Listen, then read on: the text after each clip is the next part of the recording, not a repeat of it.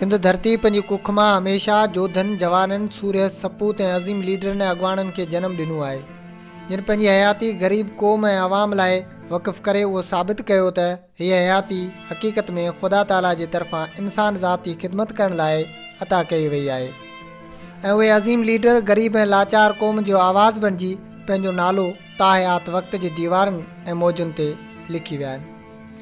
अहिड़ो ई अज़ीम अॻवान ऐं लीडर मोहतरम शहीद ज़ुल्फ़कार अली भुट्टो, जंहिं पंहिंजी हयाती जा समूरा ॾींहं ग़रीब ऐं मिसकीन अवाम लाइ वक़फ़ करे छॾिया। शहीद ज़ुल्फ़कार अली भुट्टो खां पोइ बि भुट्टनि जे ख़ानदान जूं क़ुर्बानियूं विसारण जोॻियूं न आहिनि। 1953 ईस्वीअ में शहीद ज़ुल्फ़कार अली भुट्टे जे घर में जनमु वठंदड़ शहीद मोहतरमा बेनज़ीर भुट्टो साहिबा, जंहिं अणमोट ऐं बहादुर सपूत अज़ीम अॻवान ऐं लीडर जो वाज़े सबूत पिणु आहे, जंहिं पंहिंजी हयातीअ जी सॼी जुस्तजू कोशिश ग़रीब ऐं मिसकीन ऐं लाचार मारूड़नि लाइ आवाज़ बणिजी गुज़ारे छॾी। मोहतरमा बेनज़ीर भुट्टो साहिबा पंहिंजी आला तइलीम ऑक्सफोर्ड हार्डवर्ड यूनिवर्सिटी कराचीअ मां हासिलु कई। शहीद मोहतरमा बेनज़ीर भुट्टो उनखां पोइ 1979 ईस्वीअ में पाकिस्तान पीपल्स पार्टी जी शरीक चेयरपर्सन पिणु थी।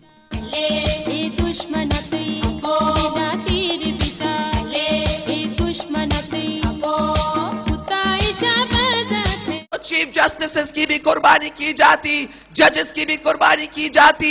मार अगर लगती है तो हर एक को लगती है, और जजेस जुडिशरी के लिए जुडिशरी का सोचेंगे और जमीर की आवाज सुनेंगे, और कोई सेशन जज और सिविल जज गलत काम नहीं करेगा। चीनी की कीमत क्या है, प्याज की कीमत क्या है, टमाटर की कीमत क्या है, आखिर में अगर उनके पास तनख्वाह है, क्या वो इस तनख्वाह के अंदर गुजारा कर सकते हैं? और अगर गुजारा नहीं कर सकते हैं तो अपना गला क्यों काटेंगे? कोई भी धांधली नहीं करेगा, सब ठप्पे मारेंगे तो तीर पर मारेंगे। 1987 ईस्वीअ में आसिफ अली ज़रदारीअ सां शादीअ जे बंधन में ॿधिजी वई। 1988 ऐं 1990 जे ॾहाके में पाकिस्तान जी ॾहीं वज़ीर आज़म ऐं आलम इस्लाम जी पहिरीं औरत तौरु वज़ीर आज़म पिणु थी।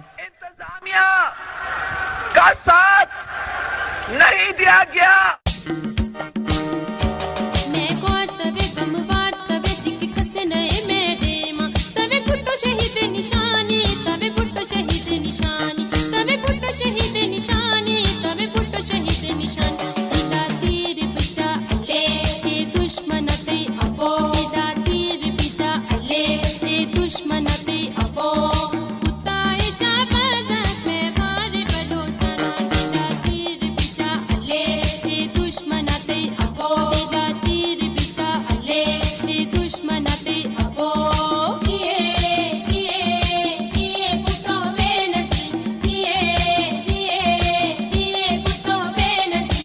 उणिवीह सौ 93 ऐं 1996 जे विच वारे ॾहाके में ॿियूं भेरो पाकिस्तान जी वज़ीर आज़म जी हैसियत सां पंहिंजूं ज़िम्मेवारियूं पिणु सर अंजाम ॾिनई।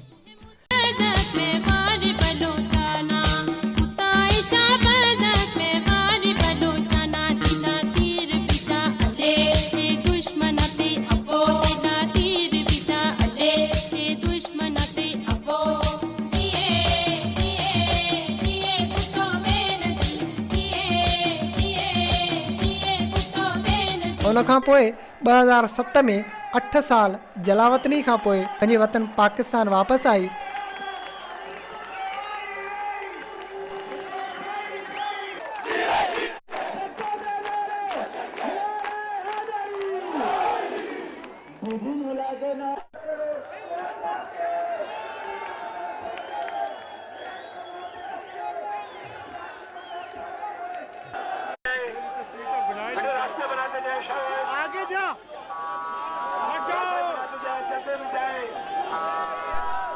ऐं साल 2007 जो 27 डिसंबर जो उहो अभागो ॾींहुं हुयो जंहिं ॾींहुं मोहतरमा बेनज़ीर भुट्टो साहिबा रावलपिंडीअ में हिकु जलसे में कातलाणे हमले जे नतीजे में असां खां हमेशह जे लाइ विछड़ी वई।